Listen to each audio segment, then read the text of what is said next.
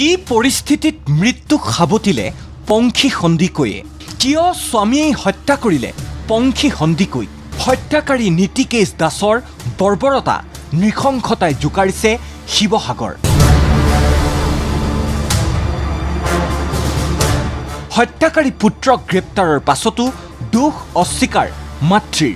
আওপকীয়াকৈ মৃত পংখীৰ ওপৰতেই দুখ জাপিলে নীতিকেশৰ মাতৃয়ে তাই মাঘ বিহুৰ পিছত সাধাৰণ এটা কথাত তুমি এইটো কেলৈ নকৰিলা বুলি কওঁতে ঠালো মোৰ ল'ৰাক দুচৰ তাই দিছে দুচৰ মই তথাপিও তাইক একো কোৱা নাই কষ্ট পায় বুলিয়ে মই তাইক অনলাইন কৰি 1500 আজি 1600 1000 এনেকৈ তাই মনৰ বস্তুটো ল'ব বুলি মোৰ এতিয়াও হেৰি আছে অনলাইন ট্ৰেনজেকশ্যন আছে মই দেখুৱাব পাৰিম আৰু তাই আমাক ইমানেই মানে অপমান কৰি থৈ গৈছে মানে মই কি কৰিম তাই যদি কিবা আছিলে আমাক ক'ব লাগিছিলে খোলাখুলিকৈ বিয়াৰ মাথো 6 মাহ পাছতেই অতি কৰুণ পৰিণতিৰে জীৱন ত্যাগ কৰা শিৱসাগৰৰ নিতাই পুখুৰীৰ পংখী সন্দিকৈ নামৰ প্ৰতিভাৱান যুৱতীগৰাকীয়ে প্ৰকৃততে কি পৰিস্থিতিত সাবটি লৈছিল মৃত্যুক শুকুৰবাৰে নামৰূপৰ ভাড়াঘৰত ৰহস্যজনক অৱস্থাত উদ্ধাৰ হৈছিল পংখী সন্দিকৈৰ মৃতদেহত থকা আঘাতৰ পৰিপ্ৰেক্ষিতত স্পষ্ট হৈ উঠিছিল এয়া এক হত্যাকাণ্ড বুলি কাৰ্যত তদন্তটো ওলোৱা তথ্যৰ ভিত্তিত ডিব্ৰুগড় আৰক্ষীয়ে হত্যাৰ অভিযোগত গ্ৰেপ্তাৰ কৰে পংখীৰ স্বামী বৃত্তিত এগৰাকী চৰকাৰী শিক্ষক নীতিকেশ দাসক তেওঁ এজন CRCI স্কুলৰ শিক্ষকৰ তেওঁ যে এনেকুৱা ভিতৰত যে এনেকুৱা মানুহ আছিলে মই নাজানিছিলোঁ ছোৱালীজনী নিয়াৰ পিছতে তেওঁ মনে মনে অকথ্য নিৰ্যাতন চলাই বুলি মই গম পাইছিলোঁ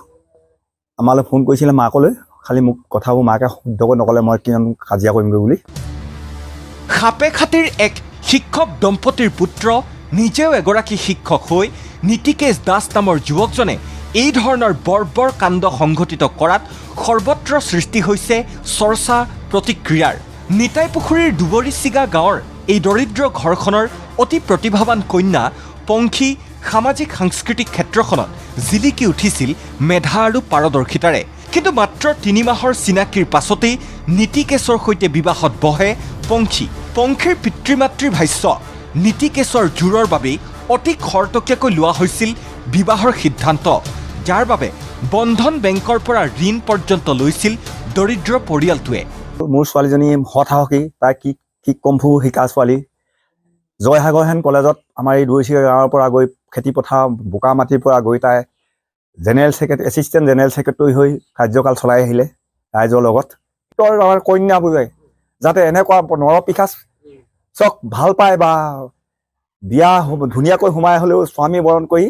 ভৱিষ্যত প্ৰজন্মখিনিক যেন শেষ কৰিব নোৱাৰে তেহেঁতৰ লিখীয়া মানে নৰপিশাচ এটাহেঁতে মদ খাই লৈ এনেকৈ দিনত হেৰি কৰি ৰাতি বেলেগ এটা ৰূপ দেখুৱায় সেইটো দৃষ্টান্তমূলক শাস্তি দিব লাগে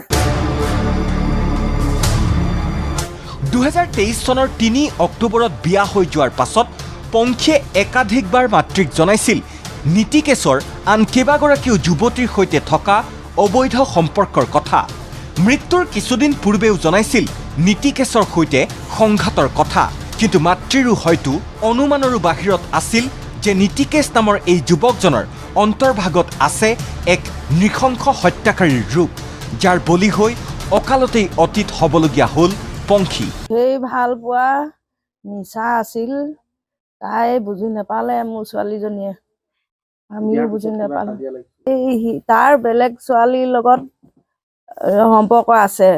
এদিন মোক জনাইছিলে দিনমানৰ পাছত মোক আকৌ কৈছিলে মা মই আজি এনেকৈ কাজিয়া কৰিছোঁ লগৰ ছোৱালীজনীৰ ওচৰত আছোঁ মই আজি মেছেজখিনি দেখিছোঁ বেয়া মেছেজ কোনোবা ছোৱালীলৈ লিখিছে মই পঢ়িছোঁ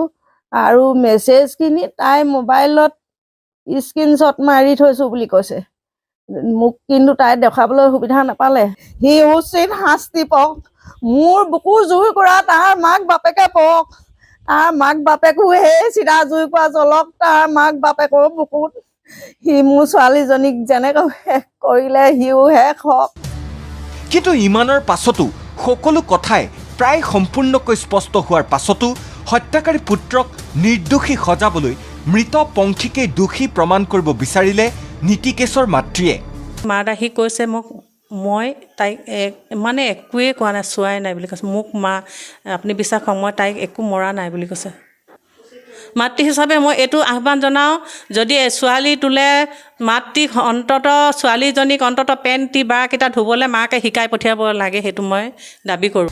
কন্যাক হেৰুৱাই ভাগি পৰা পৰিয়ালটিৰ এতিয়া এটাই দাবী, কঠোৰতকৈও কঠোৰ শাস্তি পাওক হত্যাকাৰী নীতিকেশ দাসে।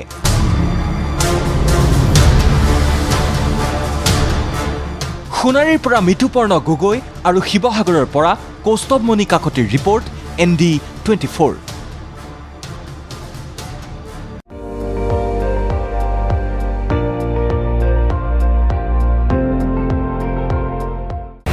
আপুনি চাই আছে ND24,